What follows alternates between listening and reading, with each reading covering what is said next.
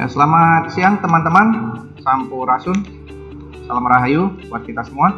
Tetap semangat ya, untuk tetap belajar di rumah, sehat selalu. Kita bisa ada di tempat ini karena Tuhan memberkati kita semua. Ya, hari ini kembali lagi di pelajaran IPS. Kita akan membahas tentang interaksi antar negara ASEAN. Kemarin kita sudah membahas tentang sumber daya manusianya. Kita lihat dulu tentang pengertian faktor pendorong dan penghambat kerjasamanya. Tapi kita lihat dulu kerjasama apa aja sih yang terjadi atau interaksi antar negara ASEAN. Oke, kita lihat dulu ya, kerjasama sebagai kegiatan atau usaha yang dilakukan oleh beberapa orang atau lembaga pemerintah dan sebagainya untuk mencapai tujuan bersama. Kerjasama artinya ada banyak pihak, yang jelas pasti lebih dari dua pihak ya. Nah, untuk mencapai tujuan bersama, tujuannya apa aja tergantung ya. Oke, kita lihat dulu. Ada beberapa faktor pendorong kerjasama antar negara, antara lain sebagai berikut. Jadi yang namanya kerjasama itu pasti ada pendorongnya, tapi juga ada penghambatnya. Kita akan jelaskan, kita akan lihat nanti, Mister akan jelaskan satu-satu seperti apa pendorongnya dan seperti apa pula penghambatnya. Kita lihat yang pertama, yang faktor pendorong. Kesamaan sumber daya alam. Artinya sumber daya alam kita, sumber daya alam negara tetangga itu seperti apa? Itu akan mendorong kerjasamanya yang bagaimana? Karena apa? Nggak semua negara-negara itu dengan kesamaan sumber daya alam itu bisa berdiri sendiri. Ada kadangkala misalnya Malaysia punya hutan jati, Indonesia punya hutan jati. Tapi ternyata di faktanya Malaysia tidak punya pabrik pengolahan kayu. Sedangkan di Indonesia ada. Nah, kemudian dikirimlah kayu-kayu jati itu di Indonesia dan dikerjakan di Indonesia seperti itu ya. Berikutnya, kesamaan wilayah. Wilayahnya di mana? Jelas ini ASEAN, berarti ada di wilayah Asia Tenggara. Berikutnya, kesamaan ideologi. Ideologinya hampir rata-rata semua sama ya. Adalah negara-negara yang mempunyai agama. Kesamaannya contohnya Indonesia, Malaysia, Brunei itu mayoritas beragama Muslim, tapi tidak tertutup juga ada negara-negara yang non-Muslim. Ya, misalnya banyak di daerah Filipina yang mayoritasnya beragama Katolik dan sebagainya. Bahkan ada yang ideologinya komunis seperti di Vietnam. Tapi itu tidak menjadi masalah ya. Berikutnya, perbedaan sumber daya alam. Oh, ini jelas. Negara A punya sumber daya alam, B tidak punya sumber daya alam, sedangkan si B membutuhkan sumber daya alam yang ada di A. Itu ditukar ya, artinya mereka saling membutuhkan ya. Karena apa? Tidak ada satupun negara di dunia ini yang mampu untuk berdiri sendiri ya. Contohnya misalnya Amerika Serikat, dia mempunyai sumber daya alam yang sangat banyak sekali, tapi untuk sumber daya alam seperti karet, rotan dan sebagainya dia nggak punya. Jadi harus kerjasama dengan Indonesia atau negara-negara yang menghasilkan sumber daya alam yang seperti itu. Berikutnya, teknologi. Teknologi, ya. Beberapa waktu lalu yang pertemuan kemarin, Mister menjelaskan tentang transfer of teknologi. Jadi Indonesia misalnya membeli pesawat terbang, ya, dengan negara lain. Kita tidak hanya membeli pesawatnya saja, tapi teknologinya bisa nggak diterapkan di Indonesia, bisa nggak dikembangkan di Indonesia. Kalau seandainya bisa, ya kenapa tidak? Ya, jadi kita membeli barang dari luar, ya, kita juga membeli teknologinya juga. Begitu juga dengan sebaliknya, ya, apalagi negara-negara yang mungkin sedang berusaha untuk berkembang, berusaha untuk maju, membeli barang dari Indonesia dan akhirnya apa? Mereka juga membeli teknologinya. Gimana sih? Nah, supaya mereka itu bisa tetap maju ya. Jadi teknologinya itu bisa saling membantu. Berikutnya adalah perbedaan iklim dan kesuburan tanah. Iklim, suburan tanah rata-rata sama, tapi tidak semua tanah itu bisa menghasilkan tanaman yang baik ya. Contohnya di daerah Cianjur itu berasnya bagus karena apa? Padinya bagus, sawahnya oke, karena apa? Tanahnya kandungannya cukup baik ya, dibandingkan dengan di Vietnam ya, karena Vietnam pegunungannya dan gunungnya jarang, sedangkan di Indonesia sangat banyak. Nah, itu sangat mempengaruhi sekali ya. Oke, kita lihat ada apa ini. Ada beberapa faktor pendorong kerjasama, ya. Seperti yang tadi, ya.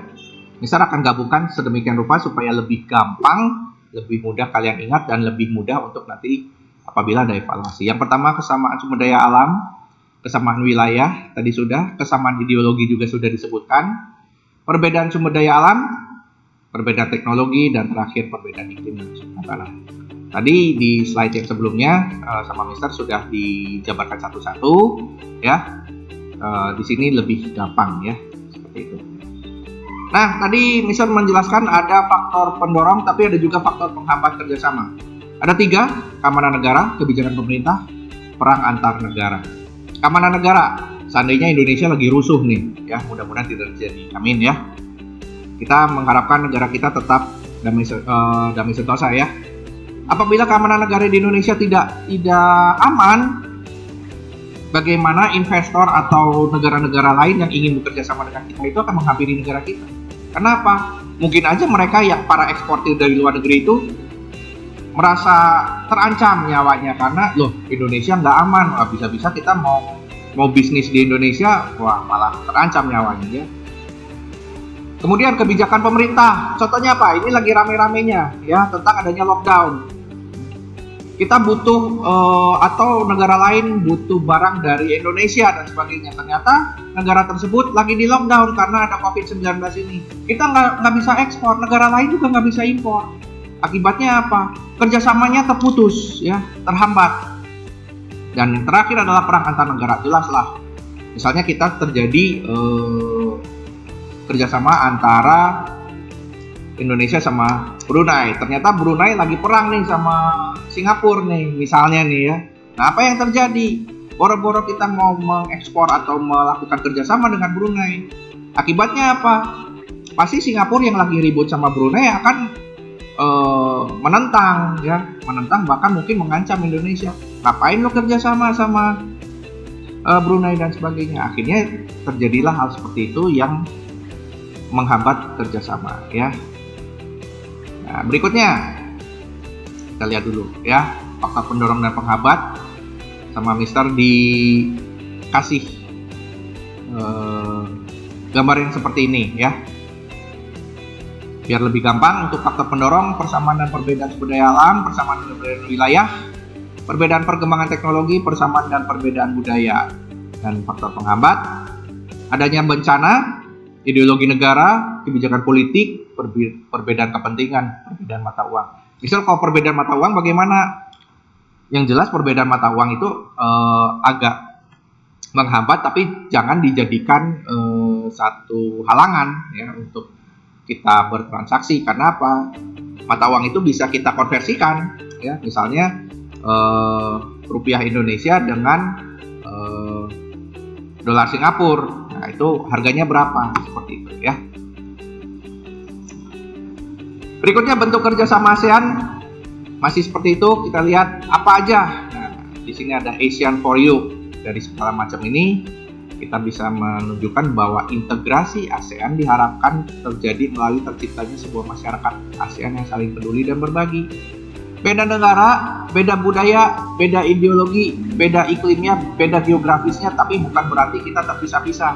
Kita harus kerjasama, ya, supaya apa? Negara lain tidak bisa atau tidak akan melihat kita dengan sebelah mata. ASEAN bisa dikatakan bahwa di dunia internasional adalah kumpulan negara-negara yang patut diperhitungkan. Karena apa? Pertama, ekonominya cukup baik kok.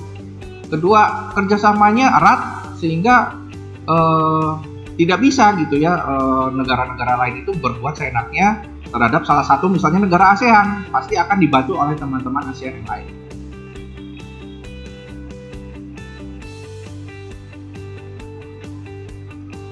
Nah, apa tujuan kerjasama antar negara ASEAN? Yang jelas adalah menjalin hubungan antara dua negara atau lebih dengan tujuan mencapai suatu kesepakatan yang menguntungkan. Menguntungkan siapa? Kedua belah pihak. Ke semua belah pihak, ya. Dalam bidang apa aja kita lihat? Ada ekonomi, ada sosial, budaya, pendidikan, dan politik. Artinya apa? Semuanya itu, ya, semuanya itu harus tercakup, di bidang ekonomi kerjasamanya bagus, sosial kerjasama oke, budaya terpelihara, pendidikannya maju, dan politiknya juga terjaga dengan baik. Artinya apa? Tidak hanya satu bidang saja, semuanya. Karena apa? Negara ASEAN itu kan mempunyai ekonomi yang berbeda-beda, sosial yang berbeda-beda, budaya juga beragam, pendidikan macam-macam, politik juga dinamikanya bisa naik bisa turun. Kita harus bisa menjaga supaya itu menjadi satu keuntungan di dalam kerjasama.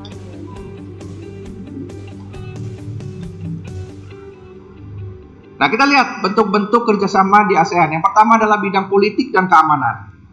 Ya, di dalam politik keagamaan, keamanan, wah, belibet ya. Ya, kita lihat dulu. Ada yang namanya APSC atau ASEAN Political Security Community atau masyarakat politik keamanan ASEAN. Jadi ini kerjasama di bidang politik dan keamanan. Artinya apa? ASEAN ini harus kuat. Indonesia, Singapura, Vietnam, dan sebagainya, mereka harus kuat di dalam politiknya, di dalam keamanan. Supaya apa? Supaya setiap negara, baik di sesama anggota ASEAN ataupun dari luar, itu menghargai ASEAN. Jadi tidak bisa sewenang-wenang, tidak bisa semena-mena, cuma negara Brunei misalnya, karena negaranya kecil gitu ya. Tidak ya. Nah, apa aja yang ada di kerjasama di bidang ini? Ada banyak. Ada kedamaian stabilitas kawasan, kerjasama maritim, memperkuat sentralitas, memajukan hubungan dengan pihak eksternal, maksudnya dengan negara-negara di luar ASEAN, pencegahan konflik antar negara. Jangan capek nih, kan kita sering nih ya bergesekan dengan negara Malaysia banyak hal. Bahkan sekarang kita lagi bergesekan dengan negara Tiongkok nih untuk masalah Natuna dan sebagainya ya. Nah, ini jangan sampai ada konflik. Ternyata negara Tiongkok ini juga bergesekan dengan Malaysia ya. Karena apa? Mereka mengklaim bahwa Laut Natuna Utara atau yang kita kenal dengan nama Laut Cina Selatan itu milik Tiongkok, padahal sebenarnya tidak ya. Kemudian pencegahan isu bajak laut, perompakan kapal, pembajakan dan penyelundupan. Kemudian penguatan kerjasama dalam penanganan bencana dan tanggap darurat. Jadi kalau misalnya di Indonesia lagi ada gempa atau lagi di Singapura ada tsunami dan sebagainya, Indonesia dan lain-lain dan negara-negara ASEAN ikut membantu. Kemudian bantuan hukum terkait masalah kriminalitas antar negara. Misalnya nih, pengedar narkoba terciduk, ternyata warga negara Malaysia. Ya, hukum negara kita mengatakan oke, hukuman mati, tapi negara Malaysia tidak rela warga negaranya dihukum mati. Akhirnya terjadilah yang namanya komunikasi. Bagaimana nih kita bekerja sama supaya kedua negara ini sama-sama tidak dirugikan ya. Next, ada tentang bidang pendidikan. Bidang pendidikan yang saat ini lagi rame-ramenya ya di Indonesia, karena waktu itu di Jakarta lagi masalah anak tidak bisa sekolah karena terkait umur ya. Nah, kalau di bidang pendidikan di ASEAN bagaimana? Ya, ada pertemuan para menteri pendidikan di ASEAN mengidentifikasi prioritas dalam kerjasama pendidikan antar negara. Ya. Contohnya memperkuat identitas ASEAN melalui pendidikan.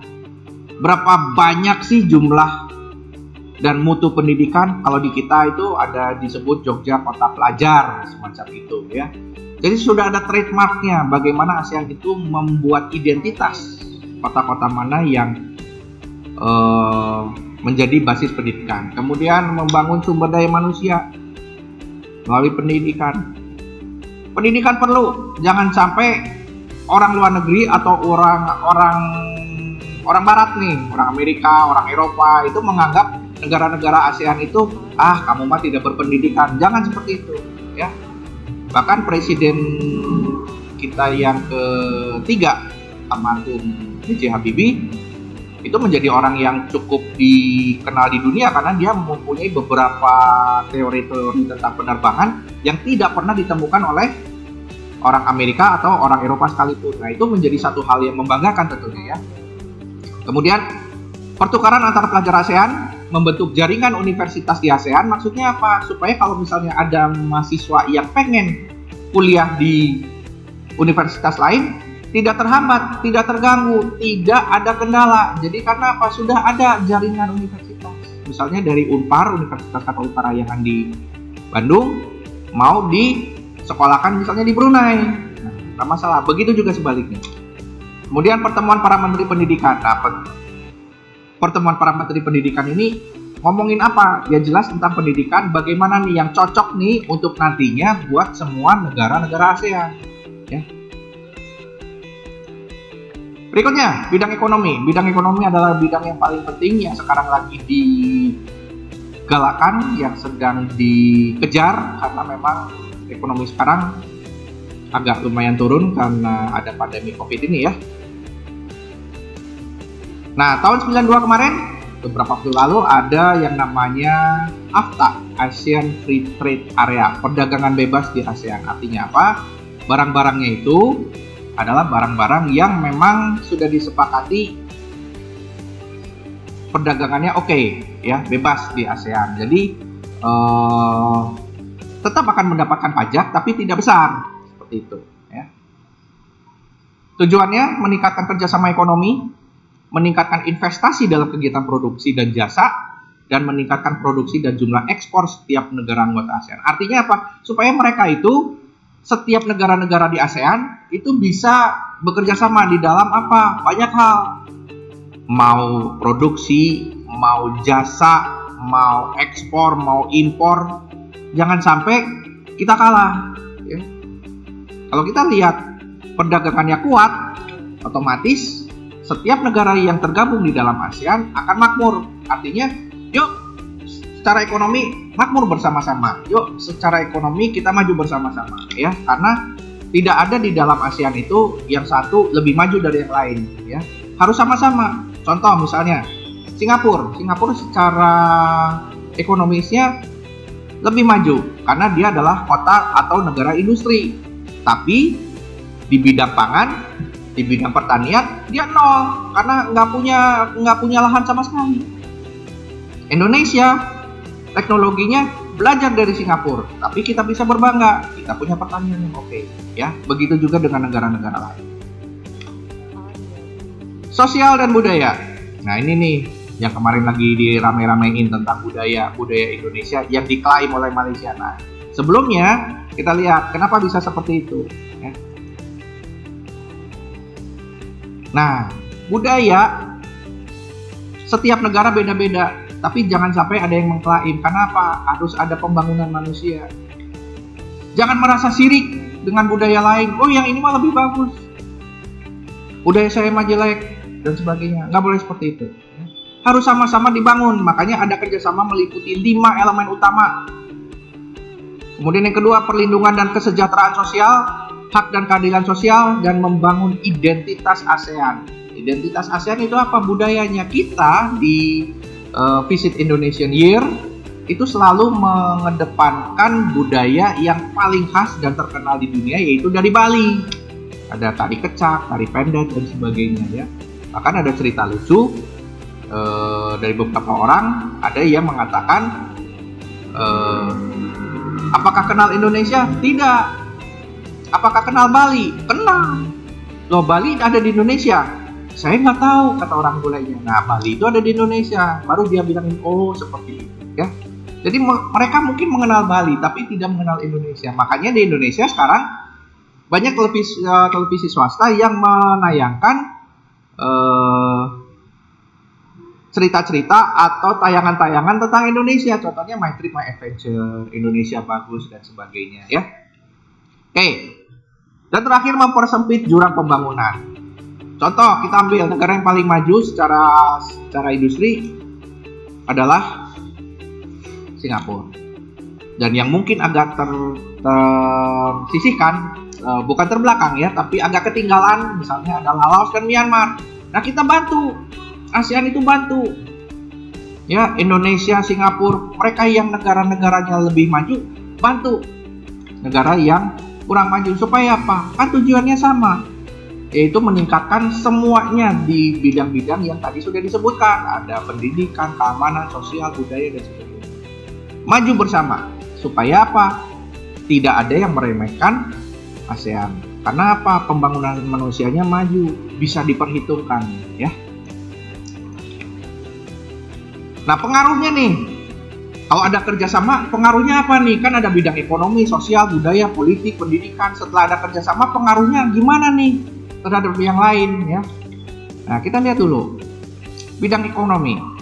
Pengaruhnya membentuk ASEAN Economic Community atau Masyarakat Ekonomi ASEAN atau MEA dengan tujuan menghasilkan sekitar 14 juta pekerjaan baru. Nah, MEA ini atau MEA ini pengaruhnya apa? Membuat lapangan kerja. Tidak dapat dipungkiri bahwa sebenarnya lapangan kerja dimanapun sekarang lagi susah. Penduduk makin banyak, lulusan makin banyak, tapi lapangan pekerjaan sedikit. Nah, di Indonesia lapangan kerja sedikit. Sebenarnya lapangan kerja itu banyak, cuma orangnya mau nggak bekerja seperti itu. Karena kalau kita lihat-lihat, ya ini pengaruh buruk nih sinetron nih ya. Selalu menceritakan tentang anak orang kaya, bapaknya pengusaha, ibunya pengusaha, selalu bergelimang dengan uang. Padahal nggak semuanya kenyataannya seperti itu ya. Karena orang itu yang namanya bekerja, ada yang jadi OB dulu, nggak masalah. Tapi banyak orang yang langsung punya keinginan begitu kerja gaji 6 juta, 8 juta, nggak ada. Ada di sinetron ya. Ada gaji 8 juta begitu masuk kerja, tapi bohong ya. Berikutnya, bidang sosial membentuk Asian Environmental Sustainable City Award, penghargaan atas kota ASEAN berwawasan lingkungan. Mempromosikan pembentukan kota berwawasan lingkungan. Artinya apa? Contoh nih, dulu Bandung itu dikenal dengan istilah Bandung berhiber, bersih, hijau, dan berbunga. Nah, sekarang disebutnya Bandung Juara. Nah, ini salah satu contohnya. Ya, Bandung yang bersih. Ya. Misal pernah membandingkan antara kota Bandung dan kota Malang. Ya. Misal pernah naik kereta api dari stasiun Kiara Condong ke stasiun Blitar di Jawa Timur. Ya. Stasiun Kiara Condong begitu kita masuk, maaf nih, ya, kotor, berantakan. Ya, karena dekat pasar. Sedangkan di stasiun Blitar itu bersih banget. Bahkan waktu itu misalnya mau makan permen, mau buang sampahnya aja merasa risih, malu. Kotanya bersih banget. Malang juga sama. Jadi sampah itu sama mister dikantongin lagi. Nah, inilah contoh-contoh ya, menjadikan kota yang bersih, sehingga apa? Wisatawan yang datang dari kota lain atau bahkan datang dari negara lain bisa melihat, wah bersih ya kotanya, seperti itu. Bidang budaya mempromosikan kesadaran dan identitas regional ASEAN. Misalnya di Indonesia, ini orang Indonesia nih punya apa sih? Saya punya budaya ini, budaya itu. Pelestarian promosi warisan budaya ASEAN, macem-macem. Contohnya kita kalau misalnya nanti kelas 8 tahun kemarin nih dan tahun-tahun sebelumnya itu kan selalu main ke wisata candi Borobudur, Candi Prambanan, Candi Boko dan sebagainya. Itu promosi. Ini zaman dulu ya, di Indonesia sudah ada orang yang bisa bikin candi sebesar itu. Dan ini terkenal sampai luar negeri ya. Bahkan orang mengatakan bisa ya abad ke-7, abad ke-8 oleh bangsa Syailendra, oleh rakyat Pikatan bisa bikin candi sebesar itu. Gimana prosesnya, bagaimana teknologinya. Kemudian promosi peran ASEAN dalam komunitas internasional dan dialog bagi terciptanya suatu pengertian yang lebih mendalam akan peradaban, kebudayaan, agama. Ya. Jadi agama di negara-negara ASEAN, Indonesia banyak Muslim, di Malaysia banyak Muslim, di Brunei banyak Muslim, apa-apa, yuk sama-sama, toh agamanya sama. Tapi yang agamanya Buddha atau yang lain, misalnya di Kamboja agamanya Buddha, di Indonesia ada. Ya. Bahkan tidak jarang wisatawan yang beragama Buddha saat main ke Borobudur, saat ada kegiatan keagamaan, mereka ikutan ya. Nah, di situ yang sangat unik sekali ya. Berikutnya ada di bidang politik, membentuk ASEAN Political Security Community APSC yang seperti tadi sudah dibahas. Permasalahan antar negara nih, menyelesaikan apa nih pengaruhnya setelah ada APSC? Pengaruhnya ngapain nih? Oh, ternyata dulu ada konflik antara Filipina dan Malaysia mengenai wilayah Sabah yang diakhiri dengan penyelesaian di pengadilan, bukan dengan agresi militer. Bisa nggak Filipina sama Malaysia perang? Bisa. Tapi sama Indonesia, sama negara-negara yang lain, sama Brunei dan sebagainya, dimediasi. Udah, nggak usah perang. Kan kita ini satu saudara, satu komunitas nih. Yuk diselesaikan di pengadilan, bagaimana akhirnya selesai. Kemudian permasalahan mengenai Laut Natuna Utara atau Laut Cina Selatan dengan negara Cina atau Tiongkok. Seperti itu ya. Seperti yang tadi sudah Mister jelaskan. Bidang pendidikan, pengaruhnya belajar di universitas ASEAN, ada beasiswa lagi. Udah pinter, tapi keuangan kurang nih. Akhirnya apa? Mendaftarkan, kemudian mengajukan beasiswa, akhirnya bisa belajar dengan gratis di sana. Ya. Kemudian belajar sepanjang hidup. Kita belajar sepanjang hidup loh. Seumur kamu, kalian nih teman-teman, sampai nanti tua dan sebagainya, kamu akan terus belajar. Buat apa? Belajar itu nggak ada yang namanya umur. Setiap saat belajar terus. Bukan belajar di sekolah seperti ini, bukan. Banyak hal. Siapa tahu nanti kamu misalnya papa kamu bilang, nih si A nih, papa udah mau pensiun nih. Kamu coba terusin pegang toko misalnya. Nah, kamu kan harus tahu toko itu ngambil barang-barangnya dari mana, harganya berapa. Gak mungkin kan semua disamaratain. Kalau misalnya isi tokonya habis karena udah kejual, kamu mau diam? Enggak. Belajar ke siapa? Ke papa yang dulu udah merintis toko dan sebagainya ya. Penelitian bersama, bergerak di bidang riset, dilakukan pertukaran keahlian dan berbagai pengalaman serta kurikulum. Artinya apa? Misalnya ada negara-negara yang di Malaysia nih misalnya tentang ilmu agama, ya di Filipina ada agama Katolik dan sebagainya. Tuker, ya bagaimana dan sebagainya. Supaya apa? Kita nggak tertinggal, negara lain nggak tertinggal. Karena apa? Kan tujuan ASEAN sama, maju bersama. Karena tidak ada yang namanya negara ASEAN, saya pengen maju sendiri nih, biarin aja yang lain ketinggalan. Apa? Tidak boleh seperti itu. Nah, itu tadi interaksi antar negara ASEAN sama Mister dibuat segampang mungkin, sesimpel mungkin, supaya kamu bisa mempelajarinya dengan enak dan lagi supaya evaluasinya bisa kamu kerjakan. Nih kalau kalian udah ngeliat blank kayak gini, pasti ya Mister selalu membuat clue yang gampang ya. Evaluasi pasti awalnya blank, kemudian warnanya kuning ya. Nah, ini masuk ke nilai keterampilan. Kemarin sudah ada nilai keterampilan ya, udah ada PH, sudah ada nilai latihan dan nilai keterampilan. Nah, sekarang nilai keterampilan lagi ya.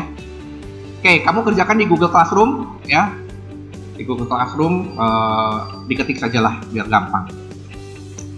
Yang pertama, apa yang dimaksud dengan kerjasama? Di slide yang pertama tadi kamu udah lihat ya. Ketik saja ya. Berikutnya tuliskan 6 faktor pendorong terjadinya kerjasama antar negara. Ada banyak nih faktor pendorongnya nih. Bisa kasih clue? Ah janganlah. Kalau kasih clue gampang. Oh nanti yang itu ya. Berikutnya, nomor 3, tuliskan 5 faktor penghambat kerjasama antar negara. Bisa kasih clue? Kasihlah 1, perang. Nah, itu aja. Hambat kerjasama antar negara, perang. Ya. Oke. Nomor 4, apa yang dimaksud dengan APSC? Dan tuliskan 3 bentuk kerjasamanya. Apa itu APSC? Ya. ASEAN Politik, Sosial, Community. Ya, berkaitan dengan pertahanan, keamanan dan politik ya. Dan yang terakhir, tuliskan 3 pengaruh kerjasama ASEAN di bidang pendidikan. Pasti ada dong pengaruhnya. Yang tadi saya bilangin, yang Mister tadi cerita, pintar tapi keuangannya kurang nih, tapi mau belajar, semangatnya masih oke. Kalian seperti kalian ya, semangatnya harus tetap oke ya, meskipun PJJ di rumah.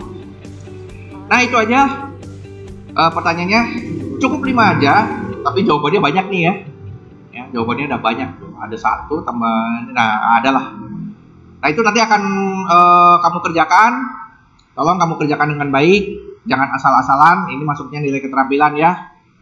Kalau nilainya asal-asalan ya kamu nanti akan remedial nanti pas ada jam tutor. Oke, sekian dulu dari